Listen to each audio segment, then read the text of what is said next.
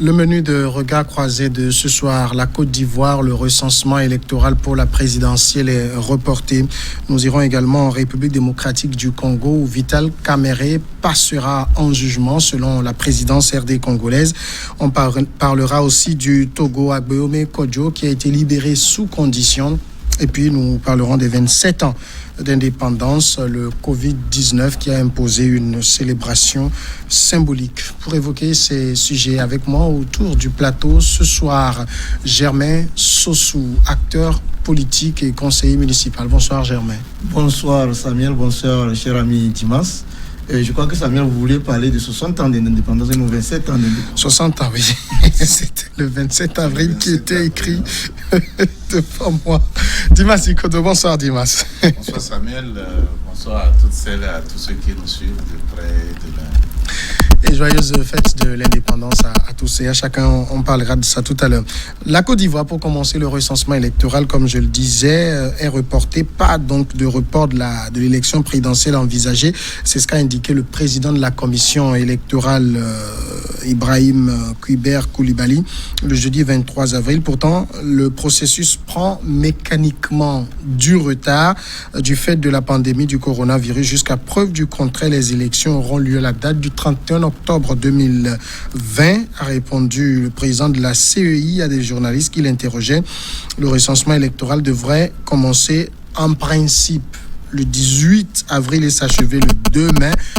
Vous le voyez, le 18 avril, on l'a déjà dépassé. Le 2 mai, c'est pour bientôt. Eh bien, ce recensement ne pourra plus avoir lieu à cette date, dimanche, prévisible. Oui, très prévisible. Quand on sait que Covid-19 a chassé tout le monde, a mis tout le monde à 7 pas à cause des confinements et des semi-confinements, à cause du retrait quasi total de toutes les activités pratiquement, si ce n'est le travail, télétravail. Si ce n'est cela, tout le monde s'est recroquevillé chez lui, tout marche. Tout marque le pas, si je peux le dire ainsi, et donc cela ne peut qu'être ainsi. On a vu des échéances électorales maintenues dans certains pays, on a vu la catastrophe, on a vu par exemple la Guinée, et par après on a vu qu'il y a eu des contaminations, même des cadres. Le président de la CENI qui est décédé. De l'administration. Et donc, personne n'augmentera encore cette folie en Afrique pour faire recensement à cette période où, à défaut d'être complètement confiné, on fait tout à moitié rythme. Donc, je pense que tout est prévisible et que les Ivoiriens ont été sages pour le faire. Maintenant, c'est la session de rattrapage qu'il faut organiser. On voit ce que ça va donner. Le souci, Germain Sossou, avec ce genre de report, et on est avec une pandémie complètement incertaine. On ne sait pas quand est-ce qu'on pourra programmer le recensement. C'est justement là où il y a le hic, se disant qu'effectivement, nous avons donc cette problématique qui est la pandémie, mais en même temps, il y a les rendez-vous électoraux qui sont importants pour les États africains. En même temps que cette maladie, aujourd'hui, vient nous enseigner qu'il faudra en Afrique faire l'effort, aller au-delà des méthodes que nous utilisons pour faire le recensement et organiser les élections. Vous savez que dans la plupart des pays africains, surtout francophones, généralement quand les élections arrivent, il faut recruter les gens, il faut aller, voilà. Jusqu'à présent, on n'a pas encore des fichiers informatisés qui fassent en sorte que depuis la naissance d'un individu, on puisse suivre les gens. Vous voyez, tout à l'heure, mon frère, mon concitoyen Dimas parlait de télétravail. Quand on parle de télétravail, on ne peut pas parler de travail sans parler de l'informatique et tout ça. Donc ça voudrait dire que dans les États africains aujourd'hui, il faut changer les donnes. Il faut que depuis la naissance, tout ça là, il y a un système électoral qui fasse en sorte que on puisse, même si vous êtes en temps de guerre ou de pandémie, on aurait pu continuer. Ceci étant, je disais tantôt que il y a des rendez-vous électoraux qui sont là pour les Africains. parlant de la Côte d'Ivoire, il y a eu déjà une jurisprudence. Sauf que en ce moment, ce n'était pas la pandémie. Il y avait les troubles en Côte d'Ivoire. Vous savez que Laurent Gbagbo était président, il est resté pendant longtemps. 10 ans. À chaque fois, on reportait les élections. Oui, bon, aujourd'hui, vous avez un autre président qui, lui, veut partir. Il a dit solennellement qu'il veut partir. Mais il fait face au coronavirus. Bon, alors, est-ce que ce n'est pas un prétexte aussi pour du report en report? C'est ça. Pourquoi tu parles de prétexte? En tout cas, oui, non, je dis... Est-ce que tu penses qu'on peut faire autrement? Oui, c'est ce que je dis. C'est-à-dire que... non, c'est pas l'impossible, c'est à quelque chose de malheureux. Bon, c'est comme ça, il faut voir ça. C'est-à-dire que le président de la République, oui, on a reporté, on reporte les choses, mais ils ont bien fait de dire la présidentielle, la date n'est pas reportée.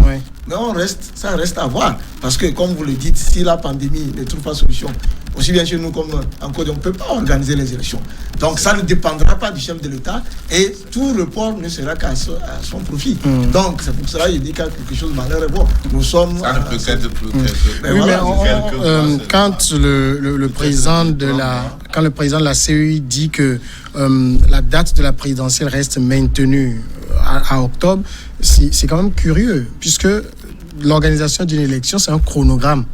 Le recensement était prévu à une date. Si ça prend du retard, ça agit automatiquement. Vous savez, surtout qu'on ne sait pas la fin. Parler actuellement d'un report d'une présidentielle, somme toute agitée là, en Côte d'Ivoire, là, va susciter des polémiques qui risquent de détourner l'attention et des gouvernants et des populations de l'essentiel de l'heure qui est Covid-19. Donc, c'est une très très bonne communication. Mais il faut poser le débat aussi. D'apaiser les gens. Essayer d'apaiser les gens parce que c'est quand même un agenda républicain, un agenda constitutionnel. Il faut tout faire pour respecter cela. Et donc, en quelque sorte, dire que oui, nous allons respecter. Mais à la fin, comme je le disais tout de suite, à l'impossible, nul n'est tenu. À la fin, tout le monde constatera. Voilà. Et quand on dira que voilà, un report s'impose, vous allez voir que ça ne viendra même pas des gouvernants, ça va venir même soit des populations, soit de l'opposition, soit des voix les mieux placées pour pouvoir apaiser soit la société civile. Encore une fois, il ne revient pas au gouvernement de se précipiter maintenant pour dire, sinon ils vont raisonner tout de suite comme le conseiller le dit tout de suite là en disant que bon, ça va lui profiter. C'est pour cela qu'ils veulent rapidement profiter de la situation, saisir la situation pour pouvoir refaire le report. Il faut laisser tout le monde constater. Et quand on verra que bon, mais on ne peut rien, on ne peut que reporter, c'est ceux qui vont penser qu'ils vont en profiter, qui vont exiger d'ailleurs ce report. Parce que quand on se place par exemple dans la situation de la Guinée, vous avez vu, on a caché des informations aux gens, on s'est entêté, on a choisi une date, on est allé au scrutin, et puis juste après le scrutin, boum, les cas de contamination, on les a vus par centaines. Avec tout le respect, ce qui s'est passé dans ce pays, nous l'avions, je crois, dit, c'était prévisible. Ils auraient dû ne pas continuer. Et je suis d'accord avec mon ami Dimas quand il dit que c'est une très bonne communication. C'est pour cela que nous sommes ici pour éclairer les concitoyens. En se disant, oui, mais voilà, si le pouvoir ivoirien décide de répondre tout de suite, justement, non seulement le citoyen lambda le comprendrait très tôt, mais il y aura un tollé de la part des partis politiques. Et vous allez voir même qu'en Côte d'Ivoire, les partis politiques ne se prononcent pas clairement. C'est pour cela que je vous disais tout à l'heure qu'il y a quelque chose de malheureux. Oui, le pouvoir est dans son rôle. Nous voulons faire, nous avons même dit que nous allons partir. Et qu'est-ce qui fait? Donc nous sommes aussi d'accord que les élections, qu'il y ait les conditions. Mais s'il n'y a pas les conditions, tant qu'on n'organise pas les élections, un chef d'État ne peut pas passer la main. Il faut qu'il y ait des élections d'abord avant. Donc c'est pour cela que je dis, à quelque chose de malheureux, c'est-à-dire que le régime veut bien du plus profond organiser, mais s'il n'arrive pas, on va finir par repousser les élections. Et si on repousse les élections, pendant qu'on va les repousser, le chef de l'État est là, malgré qu'il veut partir. C'est pour cela que je dis, Est-ce que politiquement, on peut être cynique en disant... On va prendre au moins une demi-année. Oui, mais voilà. Mais il faut dire quand même qu'il faut accorder le bénéfice. Pourquoi pas il y a quand même d'ici la date de l'échéance, ça fait 5 ou 6 mois. 5 ils ont mois, beaucoup de temps. Donc on espère que d'ici là, avec tous les aléas et tous les efforts non, c'est-à-dire quand vous dites qu'ils ont beaucoup de temps, c'est-à-dire on sait la question des élections en Afrique, on va faire le recensement, la question du fichier va se poser, l'opposition va poser les contentieux, tout cela, c'est pas... C'est-à-dire qu'il faut une période où les inscriptions vont être ouvertes, il faut une période de campagne électorale, effectivement. Mais...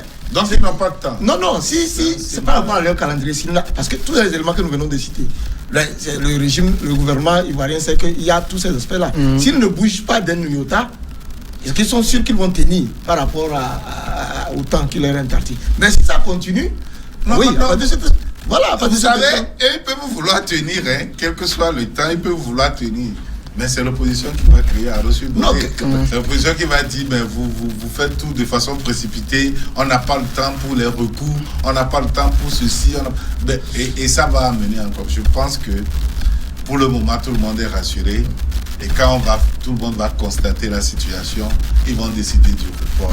Je suis convaincu que ce report aussi va se faire en concertation avec tous les acteurs, de façon à ce qu'il n'y ait pas de supputation après pour dire qu'il veut simplement profiter pour jouer aux prolongations deux fois 15. Il y a quand même une formation politique, c'est une petite formation politique, l'URD, qui est alliée du PDCI, qui a souhaité qu'il y ait véritablement un report, mais qui est une... comment ils appellent ça? Attendez, je vais me retrouver. L'URD donc qui souhaite clairement se positionner en faveur du report et c'est favorable à une transition politique. Oui, vous voyez que lui, en même temps qu'il propose le report, mais il propose une autre. C'est-à-dire que Ouattara quitte, que quelqu'un d'autre prenne la place, c'est ça? Oui, vous voyez que à part ce parti, aucun autre parti politique ne s'est aventuré à accompagner une telle hypothèse. Pour le moment, oui, mais dans tous les cas, vous ne pouvez pas politiquement, pour un chef d'État qui vous a dit clairement, oui, je suis pour un chef d'État qui dit je vais partir. Vous ne pouvez, pourquoi vous demanderez parce qu'il y a des nouveaux éléments. Même s'il disait qu'il ne va pas partir. Oui, voilà. Oui, là aussi. Demander, oui, d'accord. Oui, mais ce que je dis par rapport à lui, sa proposition. Mais n'empêche que c'est une formation politique. Au moment opportun, on pourra s'en servir. Dans tous les cas, c'est que les leaders politiques ivoiriens observent. Ils sont à l'affût. Vous savez qu'en Côte d'Ivoire, c'est toute une tumulte. Vous avez Laurent Gbagbo de ce côté, vous avez tous ceux qui sont à l'extérieur actuellement, ils sont là. Donc, vivement que le seul hic, c'est-à-dire le Covid, que nous souffrons aujourd'hui, il puisse avoir amélioration. Et qu'on trouve des moyens pour organiser. Auquel cas, je vous dis que le régime, comme vous l'avez dit, à l'impossible n'est tenu, il sera obligé d'être là. Aussi longtemps que Covid sera là, tout comme la guerre avait été là en Côte d'Ivoire, que Laurent Gbagbo est resté. Mais pourquoi vous ne voulez pas que... Je pense que de toute façon, la plupart des constitutions africaines résolvent ce problème et disent que le président de la République reste en place jusqu'à ce que son successeur soit connu. Non, pas connu, hein. Enfin, oui, ils prennent les fonctions, oui. De façon effective. Donc, c'est résolu. En tout cas, constitutionnellement, il n'y a pas de problème. Hein. Tout est résolu. Doublement résolu. Maintenant, c'est des propositions politiques. Les politiciens ont toujours leur... comment on peut dire de ces inédits-là qui sortent toujours de leur sacoche pour pouvoir épater les gens. Non, rien n'est résolu, loin de là. Non, c'est résolu. Rien n'est résolu. Puisque la Constitution, en cas de conflit, en cas de crise, qu'est-ce qui règle la situation? C'est les tests de loi. Oui, je suis parfaitement d'accord. Et la loi fondamentale ne dit pas qu'en cas de crise, il faut dégager le chef de l'État. Non, je suis parfaitement d'accord. C'est pas parce qu'il y a donc le problème ne se pose pas. Non, même en cas de crise, on fait l'effort de respecter les rendez-vous constitutionnels. Non. Un instant.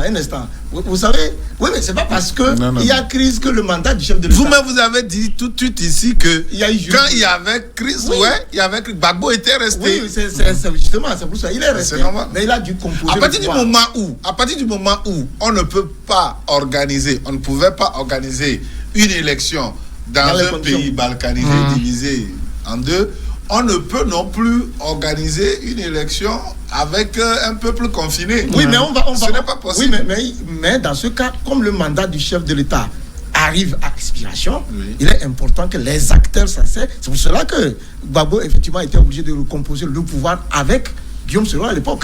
C'est parce qu'il était arrivé. Donc, si le Covid ne permet pas... C'était fait depuis, c'était fait avec les accords de Marcoussis. Oui, mais c'était parce qu'il y avait un problème.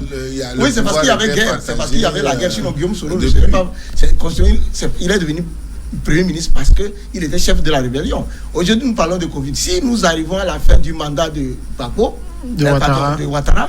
Mais pourquoi vous ne voulez pas que les autres partis politiques arrivent? La transition. Oui, mais il arrive à la transition. Mais voilà, de toute façon, la Constitution résout ça. Voilà. Il est impossible, peut-être. On se réfère au Conseil constitutionnel de la Côte d'Ivoire qui va donner son avis et sa tranche. Messieurs, première pause et on revient dans quelques secondes.